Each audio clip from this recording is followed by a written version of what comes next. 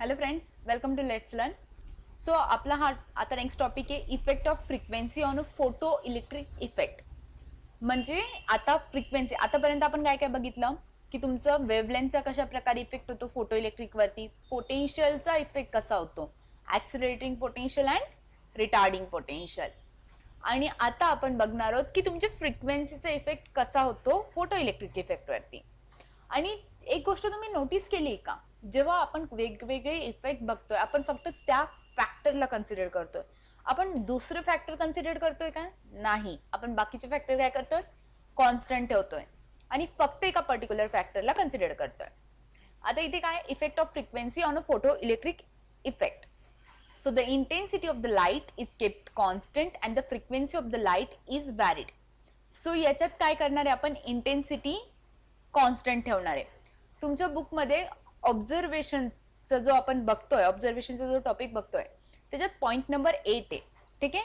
So point number 8 तुम्ही सगळ्यांनी बघा, त्याच्यात तुम्हाला हे एक्सप्लेनेशन सापडून जाईल. जे मी एक्सप्लेनेशन देते ते पॉइंट 8च्या रिगार्डिंग वेने. Okay. So for a fixed intensity of the incident light, variation in the frequency of the incident light produces a linear in the variation cutoff potential or a stopping potential of the metal. Its shown cutoff potential Vc is linearly proportional to the frequency of the incident light. तो basically ह्या point काय म्हणतोय, जर तुम्ही very केली frequency, intensity constant ठेवून फक्त फ्रिक्वेन्सीला very केला, तुम्ही काय करताय, इंटेन्सिटी कॉन्स्टंट ठेवताय पण फक्त आता काय करताय, फ्रिक्वेन्सीला वॅरी करताय, म्हणजे स्पीड वॅरी करताय बेसिकली. तर त्याच्यामुळे कोणात चेंजेस होईल, तुमचे स्टॉपिंग पोटेन्शियल मध्ये. आणि स्टॉपिंग पोटेन्शियल मध्ये कसे चेंजेस होतील, लिनियरली प्रोपोर्शनल चेंजेस होतील. कसे होतील, linearly proportion. It shows the cut off potential VC किंवा व्हीएसई म्हणू शकता कट ऑफ पोटेन्शियलला तुम्ही, is linearly proportional to the frequency of the incident light. The kinetic energy of the photoelectrons increases directly proportional to the frequency of the incident light to the completely stop the photoelectrons. जी kinetic energy असते तुमची photo इलेक्ट्रॉन्सची, ती increase करते. Kinetic energy कोणाची, photo इलेक्ट्रॉन्सची. Kinetic energy of photo electrons is directly proportional to the frequency of incident light. Okay, frequency of incident light. आणि ही इन्सिडेंट लाईटची जी फ्रिक्वेन्सी आहे ती कोणाला कंट्रोल करते, स्टॉप करते. कोणाला स्टॉप करते, फोटो इलेक्ट्रॉन्सला. We should reverse and increase the potential between the metal plate and collector in a negative value so the immediate photo electrons can't reach the collector. Basically मला सांगा, तुम्हाला confusion होत असेल तर आपण रिपीट करूया. बेसिकली मला सांगा, स्टॉपिंग पोटेन्शियल म्हणजे काय असतं. आठवा, लास्ट स्लाइड मध्ये झालं होतं. स्टॉपिंग पोटेन्शियल म्हणजे काय, असं पोटेन्शियल जे फोटो इलेक्ट्रॉन्समुळे जे आपले असं पोटेन्शियल जे फोटो इलेक्ट्रॉन्स असतात त्यांना ते फ्लो होऊ देत नाही, फोटो इलेक्ट्रॉन्सला ते कंप्लीट पाथ कंप्लीट करू देत नाही. असं potential across that both metal plate is nothing but a stopping potential. त्याच्या वेळेस करंट काय असतं, 0 असतं. ठीक आहे. सो जसं जसं तुमची फ्रिक्वेन्सी कमी जास्त होते त्या मॅनरने तुमच्या स्टॉपिंग पोटेन्शियलची सुद्धा व्हॅल्यू कमी जास्त होते. ऑब्व्हियसली फ्रिक्वेन्सी जास्त असेल तर स्टॉपिंग पोटेन्शियल पण काय लागेल, तुम्हाला जास्त लागेल. जर तुम्ही फ्रिक्वेन्सी कमी करताय म्हणजे काय, फ्रिक्वेन्सी कमी करताय, जर तुमची फ्रिक्वेन्सी कमी झाली, फ्रिक्वेन्सी कोणाला प्रोपोर्शनल आहे, कायनेटिक एनर्जीला. कायनेटिक एनर्जी जर कमी झाली तर काय कमी होईल, तुमचं स्टॉपिंग पोटेन्शियल कमी होईल. आता खूप सारे लोकांना कायनेटिक एनर्जी मध्ये कन्फ्युजन असेल. आपण एक डायग्राम बघूया पहिले. ठीक आहे, मी तुम्हाला एक्सप्लेन करते याच्यात. सपोज कन्सिडर करा तुमच्या याच्यात इलेक्ट्रॉन्स आहेत. ओके, आणि मी ग्रीन लाईट घेते. आपली ग्रीन लाईटची बरीच म्हणजे वेव्हलेंथ कमी आहे. सो ग्रीन लाईट आपले इलेक्ट्रॉन्स इंजेक्ट करू शकतात. मी ग्रीन लाईट घेतला. ओके, आणि आफ्टर दॅट माझे इलेक्ट्रॉन्स काय करतील, मूव्ह व्हायला सुरुवात करतील. इलेक्ट्रॉन्स काय करतील, इथून इंजेक्ट व्हायला सुरुवात करतील. इलेक्ट्रॉन्स काय झालाय, इंजेक्ट व्हायला सुरुवात झाले. ठीक आहे.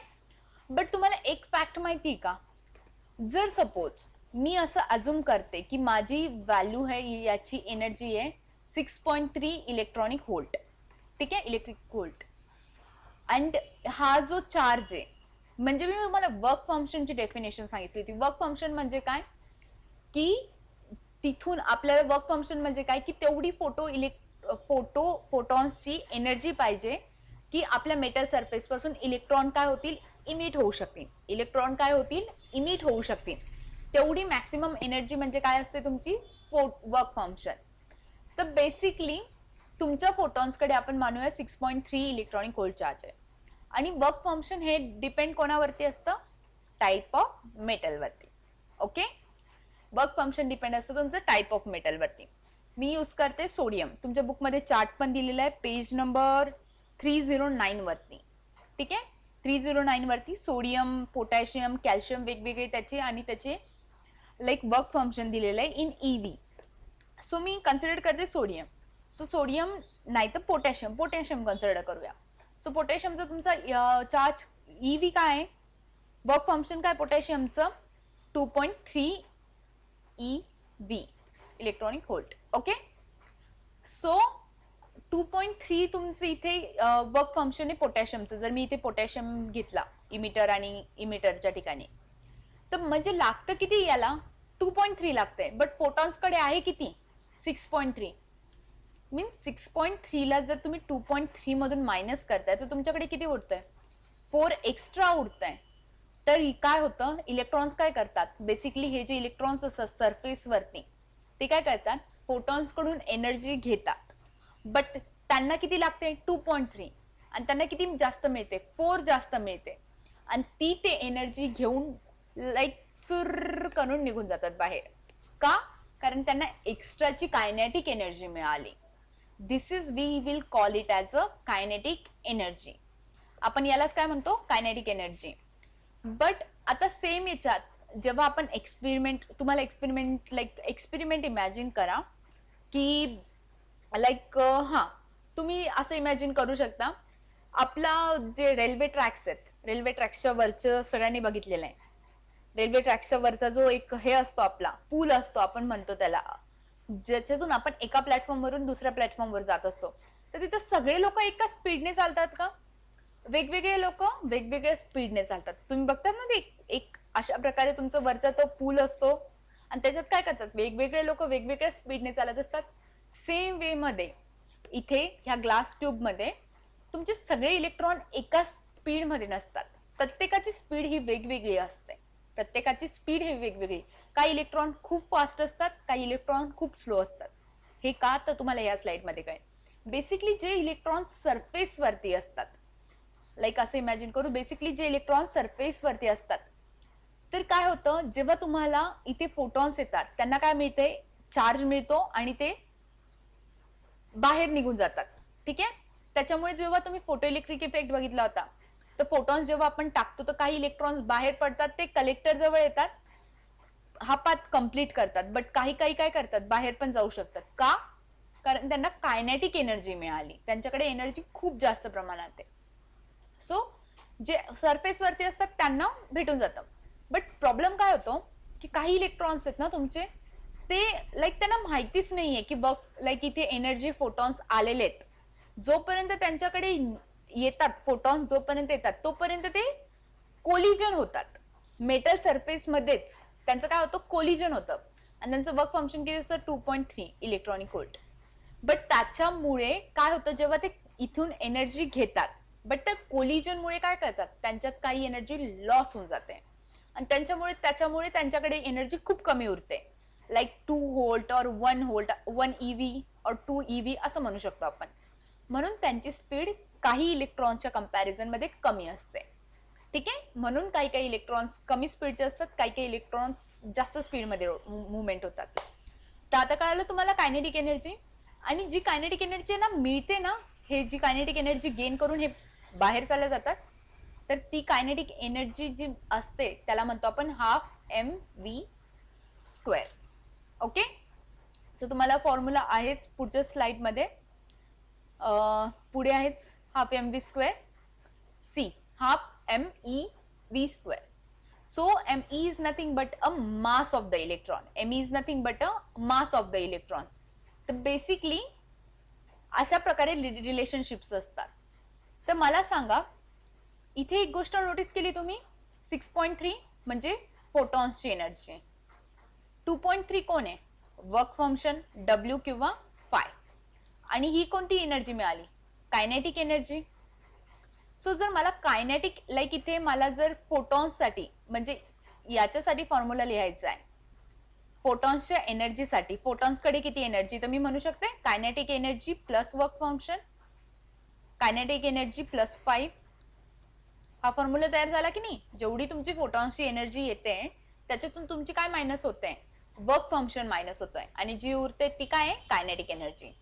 सो कायनेटिक एनर्जी जर तुम्हाला फाइंड आउट करायची तर दॅट मीन्स फोटॉन्सकडे जेवढी एनर्जी आहे मायनस वर्क फंक्शन. आणि मी बस इथे काय केलं, वर्क फंक्शनला या साईडला आणलं. तर बघा तुमचा फॉर्म्युला रेडी झाला. Relationship between frequency of the incident photons and the kinetic energy आपण काढूच रिलेशनशिप, तो फक्त फॉर्म्युला इथे अंडरस्टँड करून घ्या.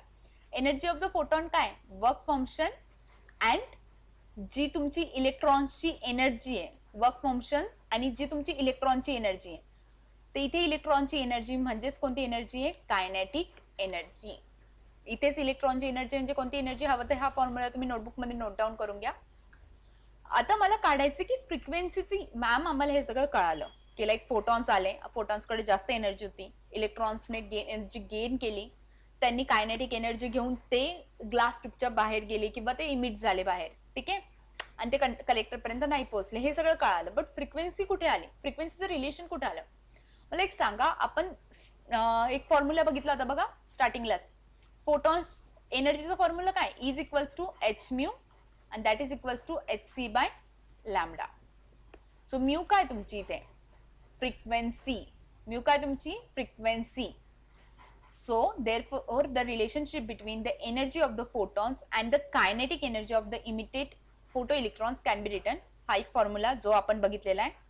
obviously energy of the photons is equals to work function plus kinetic energy. and same way ला तुम्ही कसं लिहू शकतात, energy of the photons minus work function that is equals to kinetic energy. हवं तर तुम्ही हा लक्षात ठेवा, हा ऑन द स्पॉट बनवता येईल तुम्हाला.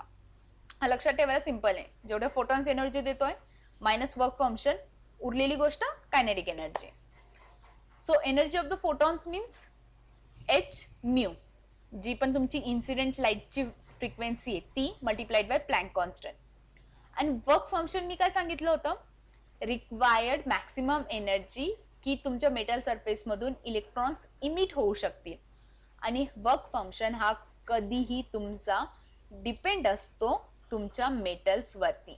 ओके, सो मला सांगा इथे वर्क फंक्शन काय, इथे work function means h mu t H. So mu t H is nothing but a threshold frequency.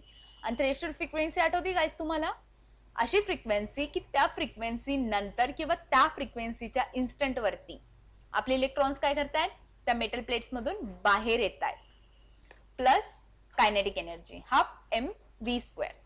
So where E photons denotes the energy of the incident photon which is equals to h mu, phi denotes the threshold energy of the metal surface which is equals to h mu th, and E electrons denotes the kinetic energy of the photoelectron which is equals to half mv square.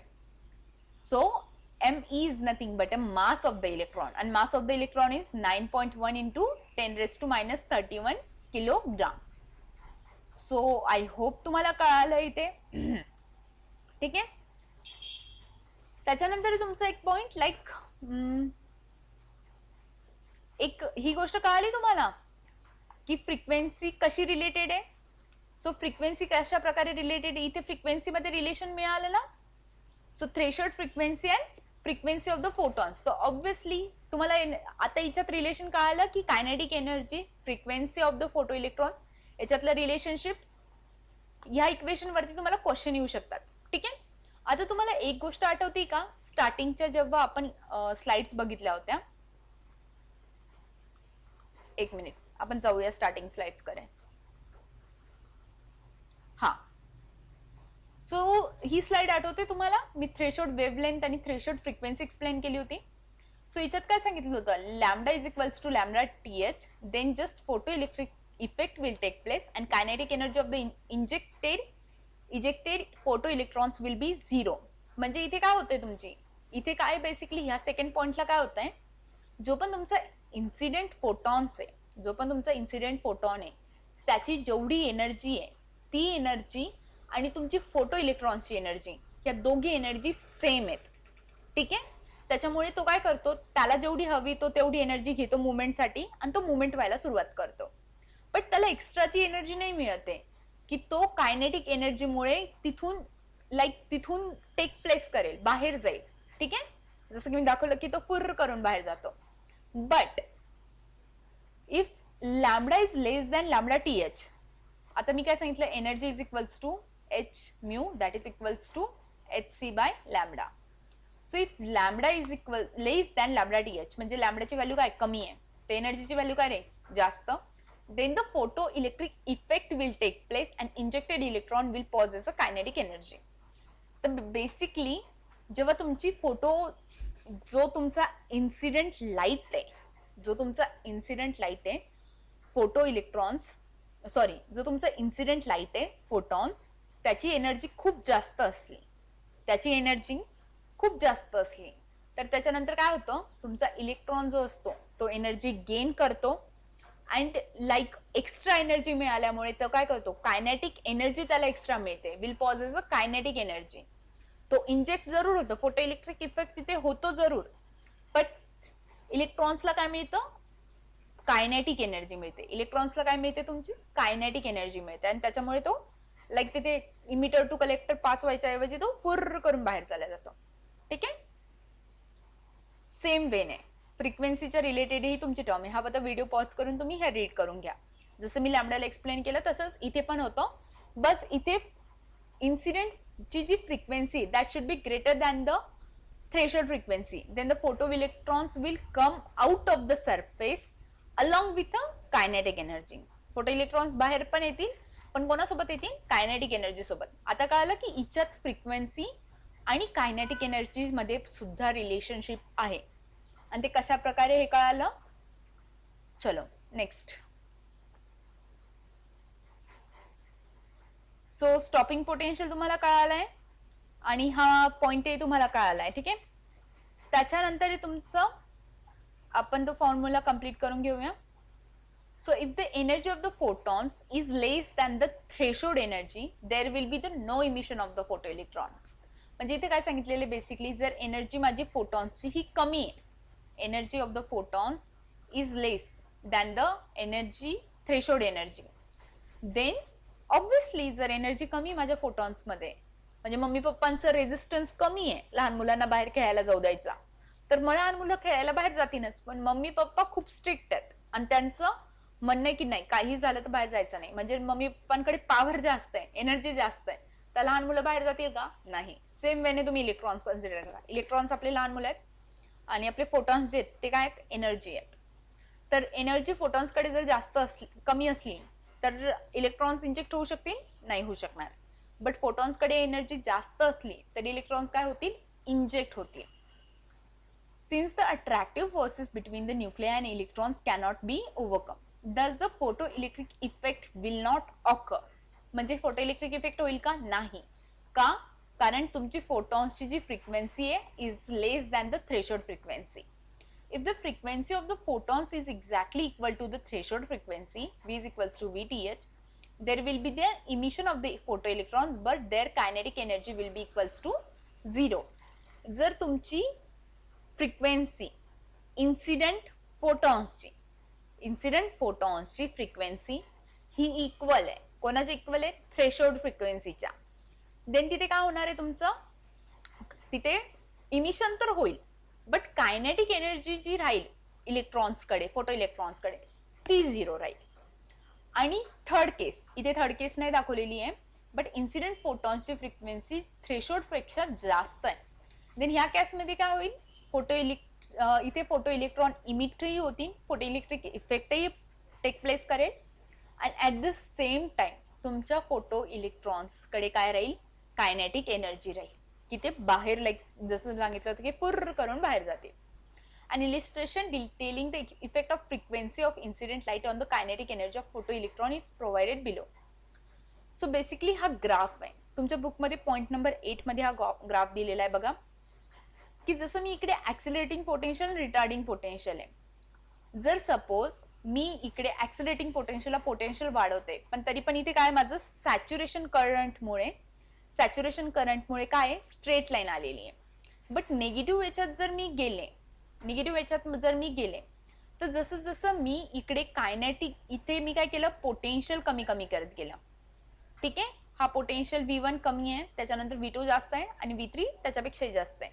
तर negative manner मध्ये जर तुम्ही बघितलं तर जसं जसं मी potential कमी करत गेली, जसं जसं माझं पोटेन्शियल कमी करत गेलं, तसं तसं माझं स्टॉपिंग पोटेन्शियल पण व्हॅल्यू काय झाली, चेंज होत गेली. तशी तशी माझी स्टॉपिंग पोटेन्शियलची पण व्हॅल्यू काय झाली, चेंज. सो मी हा ग्राफ तुम्हाला एक्सप्लेन करते, त्याच्या पहिले आपण टॉपिक तो पॉइंट रीड आउट करूया. तुमच्या बुक मधला see point number 8, if the frequency of the incident radiation was changed keeping the intensity and the accelerating potential V constant. आपण काय कॉन्स्टंट ठेवतोय, इंटेन्सिटी अँड ऍक्सिलरेटिंग पोटेन्शियल, ही दोघही गोष्टी काय कॉन्स्टंट आहे. Then the saturation current remains same but stopping potential V not change. Saturation current काय same राहत आहे, बट इथे चेंज काय होत आहे, स्टॉपिंग पोटेन्शियल. तर याचा अर्थ त्यांनी काय सांगितलेलं, stopping potential is depend on the frequency. Stopping potential is going to depend on the mu, means see frequency V3 जास्त आहे V2 पेक्षा आणि V2 जास्त आहे V1 पेक्षा. जशी आपण इथे फ्रिक्वेन्सी वाढवली तसं स्टॉपिंग पोटेन्शियलची पण व्हॅल्यू वाढली. जशी फ्रिक्वेन्सी कमी केली तशी स्टॉपिंग पोटेन्शियलची पण मॅग्निट्यूडची जी व्हॅल्यू आहे ती कमी झाली. अगेन जर फ्रिक्वेन्सी कमी केली तर स्टॉपिंग पोटेन्शियल अगेन कमी झाला. इथे म्हणजे काही आपण -1, -2 आणि -3 धरूया, त्याच्या अकॉर्डिंगली इथे तुमची फ्रिक्वेन्सी आहे. आता हे कसं आला, हा ग्राफ कसा आला, ठीक आहे, याच्यासाठी आपण एक्सप्लेन करायसाठी मॅथमॅटिकली मी हा ग्राफ एक्सप्लेन करते. मला सांगा स्टॉपिंग पोटेन्शियल म्हणजे काय. आपण डेफिनेशन पाहिली होती, the potential at which even the most energetic electrons don't reach the anode. म्हणजे असं पोटेन्शियल, ज्या पोटेन्शियलच्या वेळेस सगळ्यात जास्त एनर्जेटिक जो इलेक्ट्रॉन असतो तो पण तुमच्या एनोडला पोहोचू शकत नाही, असं पोटेन्शियल म्हणजेच तुमचं काय आहे, स्टॉपिंग पोटेन्शियल. जे तुम्ही इंडिकेट करतात VS ने पण तुम्ही इंडिकेट करू शकतात, V नॉट ने पण तुम्ही इंडिकेट करू शकतात. स्टॉपिंग पोटेन्शियल बुक मध्ये तुमच्या V नॉट ने इंडिकेट केलंय, VS ने पण तुम्ही इंडिकेट करू शकता. ठीक आहे, मला सांगा कधी अशी गोष्ट होईल, मला सांगा. म्हणजे जर तुम्ही सपोज असं कन्सिडर केलं, इकडून एक मुलगा आहे, इकडून एक मुलगा आहे, मी या दोघांना एकमेकांसमोर ठेवलं, ठीक आहे, आणि या दोघांना मध्ये फाईट केली, जसे की तुम्ही बॉक्सिंग मध्ये फाईट करता. मला सांगा दोघं जर कट्टरचे असतील, दोघं कट्टरचे एनर्जीवाले असतील, दोघांकडे सेम एनर्जी असेल आणि दोघांमध्ये फाईट केली तर दोघं काय करतील, एकमेकांना सेम अपोज करेल. इथे बघा माझे 2 हँड्स आहेत आणि मी हे एकमेकांमध्ये फाईट करवते आणि मी काय करते, दोन्हीकडून सेम फोर्स अप्लाय करते. माझी मुवमेंट होते का, नाही होते. का, कारण दोन्हीकडून माझा सेम फोर्स आहे, दोन्हीकडून काय आहे, सेम फोर्स आहे, त्याच्यामुळे इकडे मुवमेंट नाही होते. मला सांगा जर मला, हा माझी मेटल प्लेट आहे, ठीक आहे, आणि हे इलेक्ट्रॉन्स इथून इंजेक्ट होत आहेत आणि ह्या इलेक्ट्रॉन्सला मला काय करायचं, स्टॉप करायचंय. या इलेक्ट्रॉन्सला मला स्टॉप करायचंय, त्यालाच आपण स्टॉपिंग पोटेन्शियल म्हणतो. यांना इथून इथपर्यंत जाऊ द्यायचं नाहीये. तर बेसिकली मला एक यांच्या इक्वल मध्ये बट अपोजिट डायरेक्शनला, यांच्या इक्वल मध्ये बट अपोजिट डायरेक्शनला सेम एनर्जी द्यावं लागेल.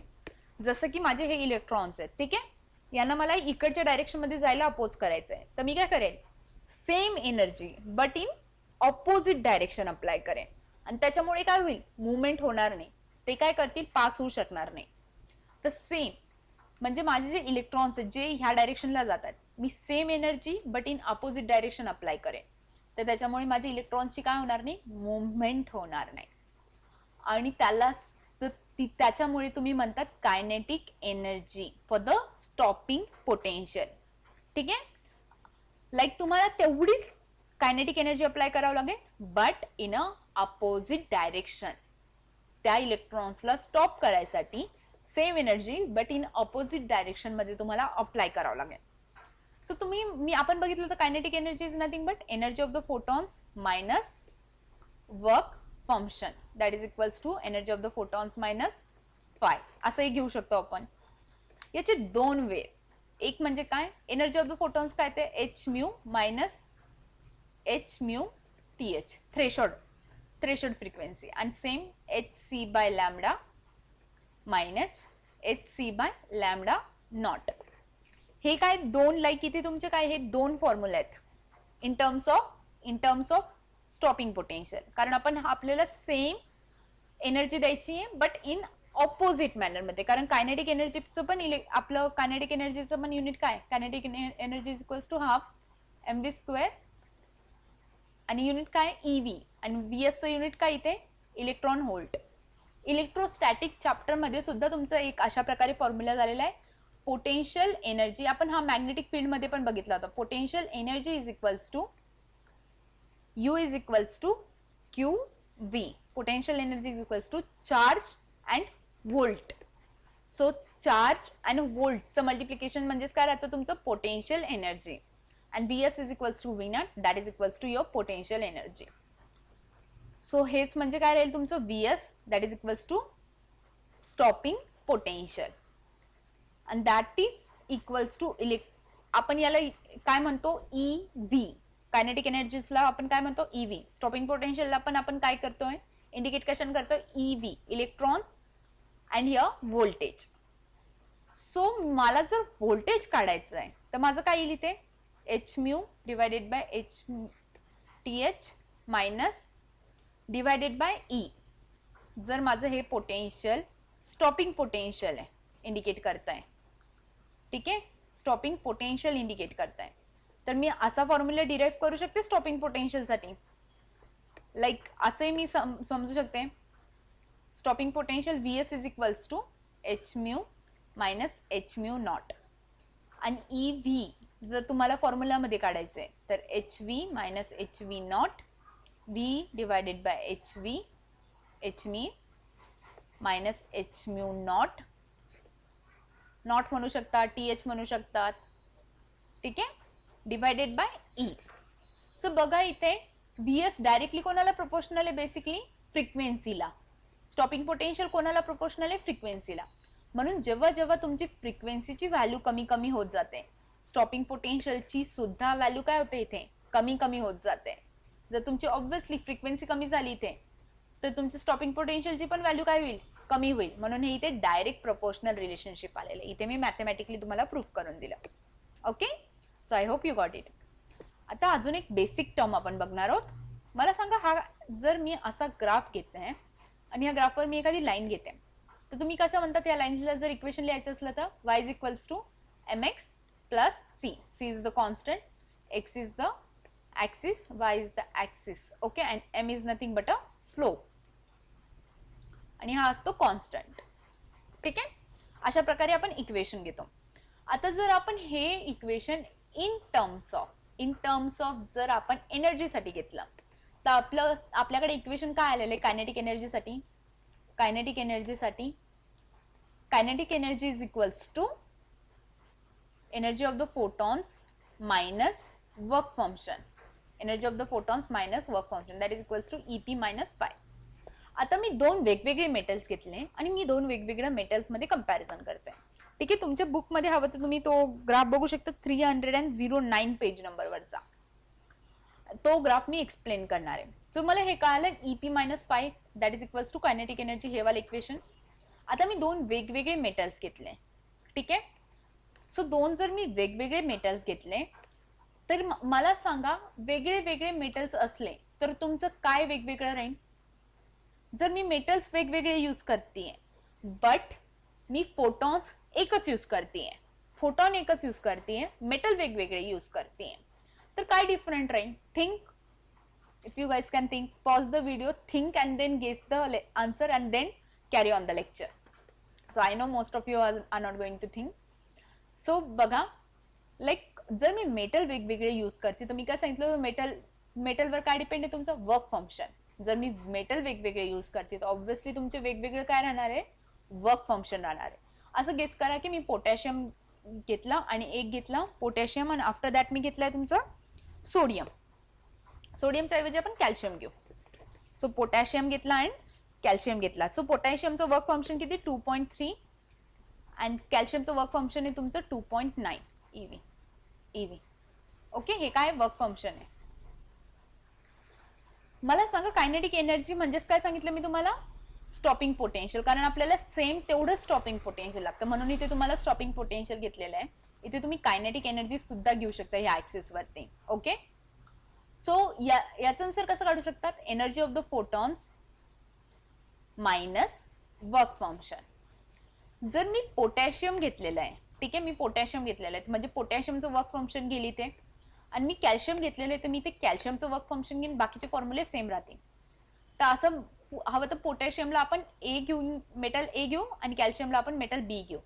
ठीक आहे, so work stopping potential of the A is equals to energy of the photon, जी की सेम राहील, वर्क फंक्शन फायने इंडिकेट करू ए, आणि त्याच्यानंतर stopping potential of B, energy of the photon, फोटॉन्सची एनर्जी सेम राहील, minus work function of the B.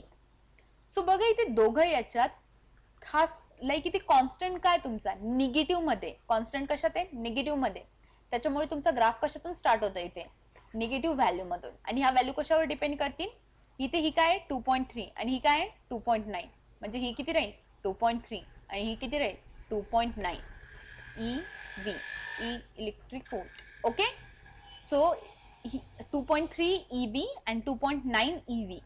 So metal A चा work function different राहील आणि मेटल बी चा वर्क फंक्शन डिफरंट राहील, energy of the photon same राहतील, त्याच्यामुळे दोघांच्या फ्रिक्वेन्सी पण सेम वेगवेगळ्या राहतील.